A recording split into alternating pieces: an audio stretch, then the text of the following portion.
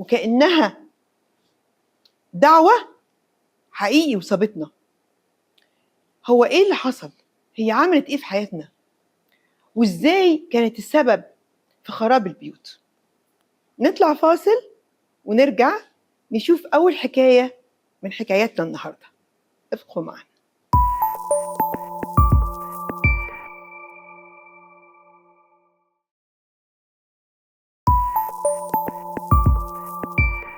ورجعنا لكم، واحنا عندنا دلوقتي في حكاية في الاستوديو، تعالوا نسمعها مع بعض.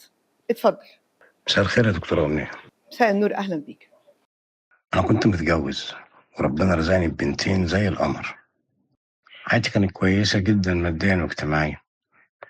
دايما كنت متعود أنزل صورنا وأخبارنا على السوشيال ميديا، في خروجاتنا وسفرنا وحتى في البيت.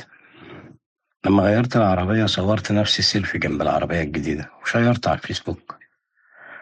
ولما نقلنا بيت جديد فتحت لايف منه. حياتنا كانت على الفيسبوك والإنستجرام والتيك توك، يعني كانت حياتنا كلها على الهوا. وفجأة تحولت سعادتنا دي لجحيم. بناتي بقى بيتعبوا كتير، أنا ومراتي بقينا بنتخانق على طول الوقت وعلى أتفه الأسباب. زاد ما بيننا الخلافات قوي لدرجة إن وصلت للطلاق. بتتخرب وخسرت شركتي بشكل غريب. كل النعم اللي كنت عايش فيها بدأت تروح واحدة ورا واحدة. مبقتش عارف أعمل إيه. هو السؤال هنا، انت شايف ان اللي خرب بيتك الحسد يعني؟ ولا الخرب بيتك ان ما عندكش خصوصية في بيتك، وان في ناس بتشوف الاحداث اللي في حياتك وبتحط التاتش بتاعها؟ تدي كلمة هدية انت جايبها لمراتك فواحدة تقول لها دي وحشة قوي، او هي جايبه لك حاجة فواحدة تقول لك ياه انا كان ممكن اجيب لك احلى منها، هي ازاي ذوقها عامل كده. هو الموضوع مش موضوع حسد، هو موضوع ان احنا عرينا حياتنا للاخرين، فاديناهم فرصة يخشوا في حياتنا زي الكانسر. ودي حاجة غلط جدا. انت مش المفروض تبقى حياتك موجودة على السوشيال ميديا، مش المفروض ان كل حاجة في حياتنا تبقى معروفة.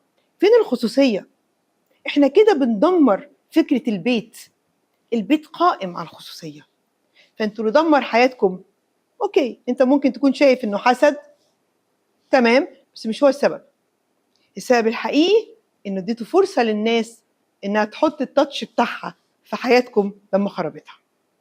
نشوف كده ايه معانا تاني. عندنا رسالة بيقول فيها مراتي قاعدة على التليفون طول الوقت، ده خلاني أشك إن في حاجة غلط، وكل ما أكلمها تقولي هو في إيه بس، ما أنا بسلي نفسي. ركزت معاها شوية وخليتها يوم كده مشغولة ومسكت تليفونها، لقيتها عاملة صفحة على الفيسبوك باسم غير اسمها وبتتكلم مع واحد تاني. أنا بجد مش مصدق. أنا بحبها وخايف إن أنا لو واجهتها أخسرها. أعمل إيه؟ تعمل إيه في إيه؟ مراتك بتكلم رجالة على السوشيال ميديا، تعمل إيه في إيه؟ يعني أنت عشان ما تخسرهاش هتكمل كده؟ يعني الست دي هتقعد كل يوم تكلم راجل تاني غيرك وانت عشان ما تخسرهاش مش عايز تتكلم؟ لا طبعا، واجهها. دي كمان عندها نوع من انواع الخلل النفسي. هي عايزه تعيش في واقع هي مش فيه، وده جزء عليك انت. هي ليه بتهرب من حياتها معاك وتتخيل حياه افضل مع راجل غيرك؟ هنا انت لازم تواجهها، ومفيش مانع ان هي كمان تتعرض لاستشاره نفسيه، لان مش هي بس، انت كمان. انتوا لازم انتوا الاتنين تروحوا لحد، شوفوا فين المشكله، انت مقصر في ايه، وهي ايه اللي جواها اللي مخليها بتعمل كده. نشوف كمان معانا رساله صوتيه نسمعها كده. مساء الخير يا دكتور، أنا إيمان مع حضرتك. يعني أنا حقيقي باكلم حضرتِك وأنا حرفيًا ضايعة، وباتمنى ألاقي مساعدة عند حضرتِك. أنا كنت عايشة حياة عادية جدًا زي أي حد، كنت متجوزة وكانت بتحصل بيننا يعني مشاكل عادية مش مستاهلة يعني، بس في الحقيقة أنا لجأت إني أستعمل السوشيال ميديا، وبدأت أكتب عن المشاكل يعني اللي بتحصل بيني وبين جوزي على الجروبات وكده. وبعدين بدأوا الناس ترد عليا، اللي يقول لي سيبك منه، اللي يقول لي انت تستاهلي احسن منه، واللي يقول تجاهليه، واللي يقول اطلبي الطلاق. ويعني بصراحة سودوا العيشة في وشي يعني، بقيت مش طايقاه خالص. وطبعا هو كمان ما بقاش طايقني، يعني تصرفاتي اتعكست عليه وما بقاش هو كمان طايقني. وما كنتش شايفة غير عيوبه في الوقت ده من كتر كلام الناس.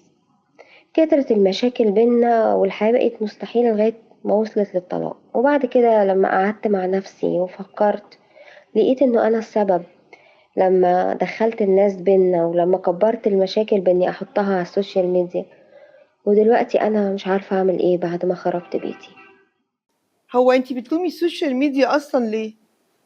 انت اللي ما بتحافظيش على بيتك، انت اللي بتخلي الناس تصطاد زي ما بيقولوا في المية العكرة.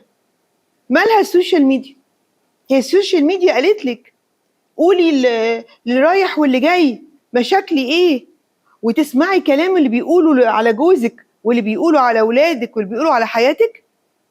هي دي النتيجة الطبيعية، سواء سوشيال ميديا، سواء صديقة، سواء سمع كلام حد كبير حد صغير. دي النتيجة الطبيعية للتدخل. العيب مش في السوشيال ميديا، العيب انك بتسيبي ناس تتدخل في حياتك، والناس دي موجودة على السوشيال ميديا. لو كنت عاملة نفس الكلام ده ونفس الطريقة دي في شغلك، صدقيني كنت برضه هتطلقي. تعملي ايه دلوقتي؟ اندمي عشان تتعلمي، وعلشان تعرفي قيمة حياتك، وعشان لما يجيلك حياة جديدة تعرفي قيمتها وما تخربهاش تاني. لكن الحقيقة الندم في حالتك انت هو ندم صحي. شكرا. ايه تاني؟ معانا مداخلة تانية، نسمع كده. مساء الخير يا دكتورة. مع حضرتك أميرة دكتور.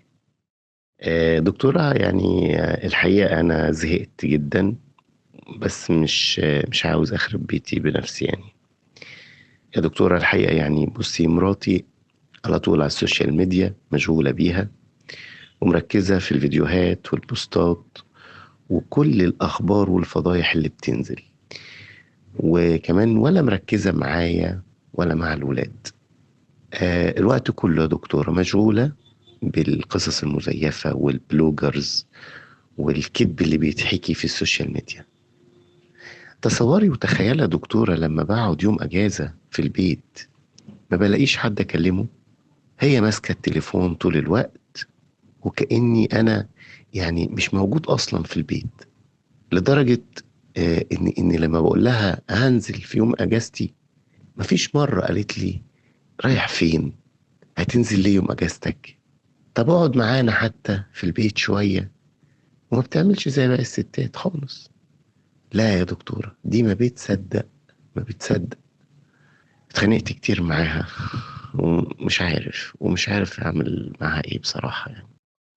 الحقيقة يعني نفسي تكون سمعانة واقول لها ان انت بتزقي جوزك وبتدفعيه انه يخونك، وكمان ممكن يتجوز عليكي.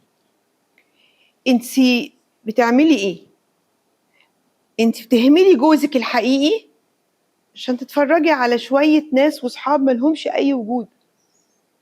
عندك وقتك الفاضي استخدميه، لكن جوزك له حقوق. لو كان الموضوع بالمشقلب كنت عملتي ايه؟ لكن هو طول النهار اللي بيقعد على السوشيال ميديا، وانتي اللي بتقولي له لو سمحت اتكلم معايا، انت غايب طول النهار. مش كنت بعتيلي واشتكيتيلي وقلتيلي بيهملني طول النهار عشان السوشيال ميديا؟ انتي بتعملي كده ليه؟ السوشيال ميديا نفسيا فيها ادمان ده حقيقي. وهو عموما الموبايل فيه نوع من انواع الادمان.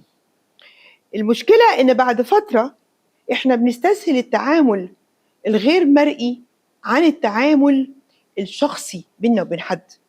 فانت بتتعاملي عن طريق السوشيال ميديا، مش محتاجه انك تحاسبي على حاجات كتير قوي، لكن مع شخص تاني بتحطي حسابات في دماغك انت مش عايزاها. انت عايز تريحي دماغك، انت براحتك تكملي زي ما انت كده، هيجيلي من عندك حالة طلاق قريبة او حالة خيانة، او احنا نشوف له عروسة، لان دي مش عيشة. مفيش واحد هيعرف يعيش كده. يا اما بقى نحس بالنعمة اللي معانا، وديكي شايفة مشاكل المطلقات، وحافظي على جوزك. انا من زمان قوي ما سمعتش جوز بيقول نفسي اقعد معاها، نفسي تقولي ما تخرجش. الكلام ده انا نسيته يا بنتي، والله نسيته. فانا بقولك لاخر مرة، يا اما تفوقي يا اما